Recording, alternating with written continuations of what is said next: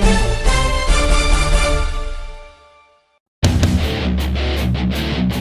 Jokowi dalam penghancuran KPK. Editorial Tempo.co. Sejarah kelak mencatat, Presiden Joko Widodo adalah salah satu dalang yang menghancurkan Komisi Pemberantasan Korupsi. Pernah berjanji akan menguatkan gerakan anti korupsi dalam kampanye Presiden 2014, Jokowi justru menjadi dirijen di balik pelemahan dan perusakan KPK. Niat untuk melemahkan pemberantasan korupsi sudah muncul sejak periode pertama pemerintahan Jokowi. Pengakuan bekas Ketua KPK periode 2015 hingga 2019 Agus Raharjo menguatkan sinyalemen tersebut. Dalam sebuah wawancara dengan televisi swasta, Agus mengungkapkan, Jokowi pernah meminta KPK menghentikan perkara korupsi IKTP yang menyeret Setia Novanto. Setia ketika itu menjabat sebagai Ketua Umum Partai Golkar sekaligus Ketua Dewan Perwakilan Rakyat. Partai berlambang beringin itu baru setahun bergabung dalam koalisi partai pendukung pemerintahan Jokowi. Intervensi Jokowi, bila benar, merupakan skandal besar. Intervensi itu bisa dibaca sebagai bentuk penyalahgunaan kekuasaan seorang kepala negara untuk melindungi terduga pelaku kejahatan. Peristiwa itu juga menunjukkan bahwa Jokowi tidak menghormati proses hukum. Ia tak peduli terhadap pemberantasan korupsi. Langkah Agus menolak perintah Jokowi sudah benar. Undang-Undang KPK lama tidak mengenal penerbitan surat perintah penghentian penyidikan, SP3. Apalagi surat perintah dimulainya penyidikan kasus ini sudah diteken 3 minggu sebelumnya. Penolakan itulah yang ditengarai turut mendorong revisi undang-undang yang memperteli kewenangan KPK. Agar objektif, pengakuan Agus seyogianya ditindaklanjuti dengan memanggil Jokowi dan menteri yang terlibat dalam pertemuan tersebut. Sejumlah pendukung Jokowi sah-sah saja meragukan pengakuan Agus.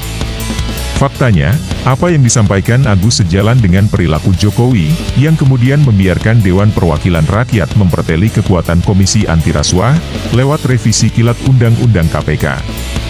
Sejak itu, KPK menjadi perpanjangan tangan penguasa. Lembaga anti rasuah tak lagi independen. Tangan pemerintah terlalu jauh masuk ke jantung KPK.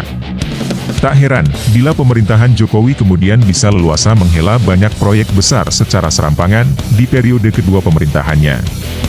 Jokowi tak pernah menerbitkan peraturan pemerintah pengganti undang-undang, Perpu, untuk membatalkan revisi Undang-Undang KPK, seperti harapan masyarakat anti korupsi.